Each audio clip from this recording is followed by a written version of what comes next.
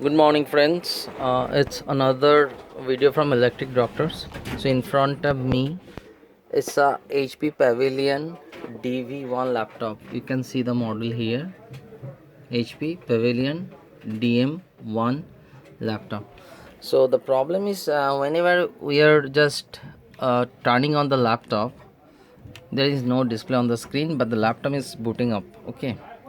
So you can see this LED, turn on LED glowing here, and the laptop is also booting, but there is no display on the screen. First of all, we thought that maybe it's from the RAM, but it's not from the RAM. Laptop is booting up each time, so it may be from the graphics chip, or maybe from the graphics assembly transistor which controls the graphics part.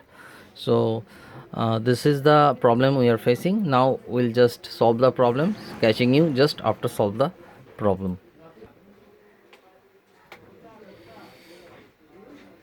So now you can see the display is appearing on the screen. We have just changed the transistor which is located on the board near the display connector.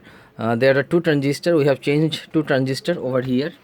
This is the part where the transistor is located just under this cover, and this is the display connector, LVDS connector, LVDS connector. So this is the problem we have solved from the transistor part, and the laptop is running fine. So hope you like this video, and catch you again.